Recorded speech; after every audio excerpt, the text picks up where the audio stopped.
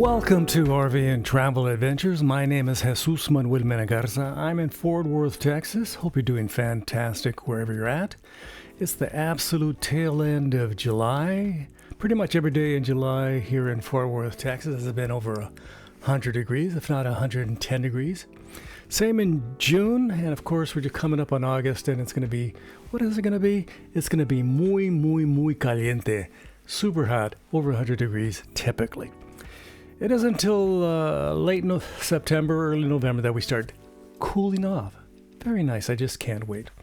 In a couple days, I'll be heading to Decorah, Iowa to visit family and to attend a reception for some family members that just got married. One of my nephews got married in Decorah, Iowa. He's an old football player. He was playing football for Northern Indiana University, played linebacker, and now he's getting married. And we're going to be down there celebrating with him and the rest of the familia. Today I'm going to be talking about tres. For all you folks that can speak in Espanol, tres. 1, 2, tres. Things that I wouldn't leave my storage facility without, my RV, leave the storage facility without because of safety reasons, and essentially for safety reasons. It's very, very, very important. Number one is my backup camera and my side marker camera. Some call them observation cameras in the back, all three of them. And you get them at a relatively affordable price. There's different manufacturers out there, Furion and Haloview. My side marker cameras and my backup camera were made available by wonderful folks at Haloview, and they've offered tremendous, absolutely tremendous customer support. One of my side marker cameras was bad, and they just sent me a new one. They said, "Hey, here's a new one." Again, you can buy extension mirrors, or if you're lucky to have them already in your truck, if you're towing. Again, we're talking about a travel trailer. The extension mirrors, you can buy those if you want.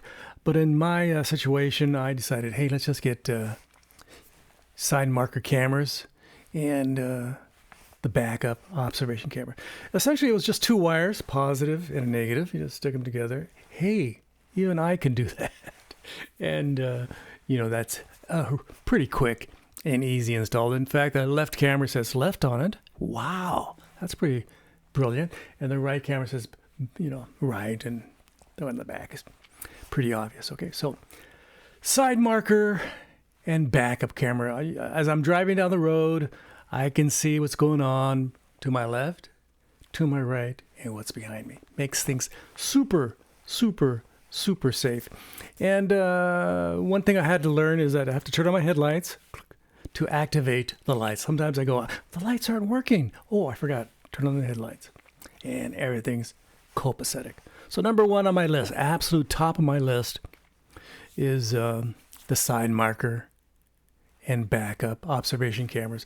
You can buy them from different manufacturers, but my favorite one and the one I use is Haloview. Of course, I'll be leaving links in the description. Of course, because I'm a nice guy. Second is my equalizer hitch. I paid $700 when I bought my travel trailer, and they installed it. I made sure they gave me the one that a little bit step up. They wanted to give me the lower capacity version, but I said, give me the next one up. It's not going to cost me any extra, is it? Yeah, no extra charge for the one that can handle 10,000 pound travel trailer. Even though my travel trailer, fully loaded, if I wanted to fully load it, would be about a little over 7,000 pounds. But typically, I haul it around 5,500 and 6,000 pounds. So it can definitely handle it. It's a bit noisy, a little equalizer hitch. Again, it's equalizer hitch is anti-sway and weight distribution. Both of them, anti-sway and weight distribution. Very, very nice. The thing that surprised me is how heavy that hitch is. I have it all in my pass-through storage area, and it's in a milk crate, one of those big plastic milk crates, and I lift it up and I shove it in the hitch area.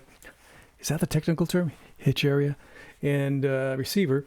And then I put in my lock. I put on a lock. I don't assume people are not going to steal anything, so I put a lock and that has a key, not just that little pin. No, an actual lock.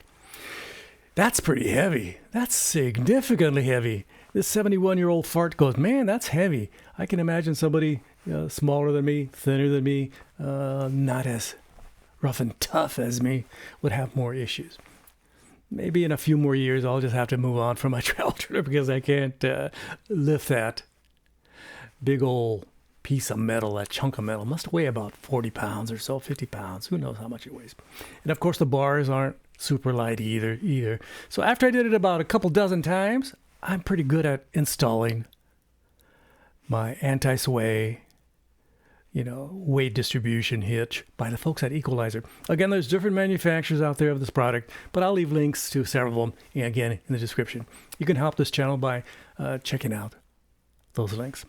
Finally, lithium batteries. I have some solar on the roof, and the folks at, when I bought my RV, gave me an 80 amp hour, little wet cell lead acid battery. Of course, you only can use 40 amp hours of that, so it's not very good. It doesn't, if you're somewhere and you need some juice and you're not hooked up, you don't have full hookups. Sometimes that happens, you don't have full hookups. And you only have 40 amp hours worth of stuff. So I got 2 AO lithium batteries.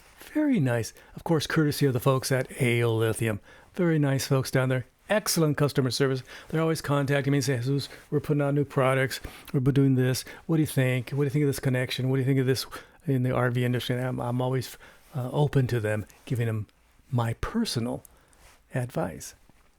So these are relatively affordable. Of course, there's more expensive brands out there. Of course, you can buy something super nice and super expensive.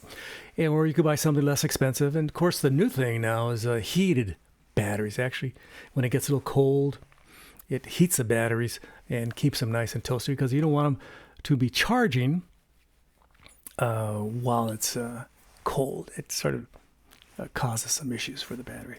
Again, there's different manufacturers out there, and they all, 100% of them, pretty sure 99% of them, use batteries, the cells, the actual cells that make up the battery. They put a bunch of cells in there, line them up, connect them, do some magic with the wiring, put a battery management system inside.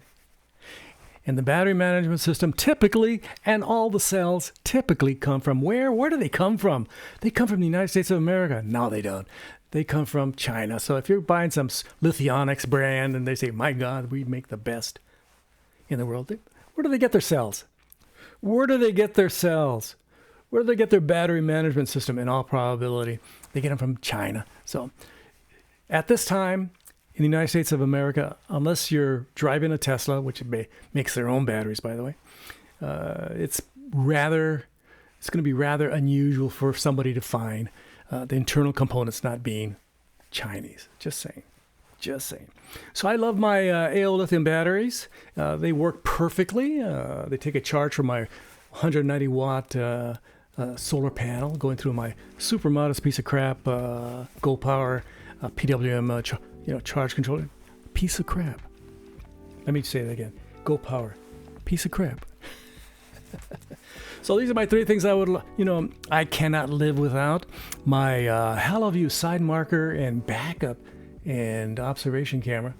Excellent. I really, really like it. And of course my hitch by the folks at Equalizer. They didn't give me that to me. I had to buy it for $700. And of course there's a lot of different brands out there. You decide what you're going to get, but I'll leave a couple that I personally would recommend. Okay? These are the ones I recommend. Okay? And of course some batteries, lithium batteries, instead of those cheap lead acid batteries. Something that has a little more juice. Of course, as you very well know, all of you already know this, but a lithium battery can be discharged pretty much to 0, and there's no damage, and you can go back to 100 again in no time. With some little bit of solar plugged into your site, etc. For those of you that go sometimes boondocking, then go to a full hookups place, you should have no issues with that. Okay, so these are my opinions and my suggestions. I'm in Fort Worth, Texas. Don't forget to like, subscribe, and share. I would greatly appreciate it. This is a rather modest channel. And leave your kind and friendly comments below, abajo. And ring the bell for future notifications. Gracias. Where am I? I'm in Fort Worth, Texas. Hope you're doing fantastic wherever you're at. Gracias. Adios. Bye-bye.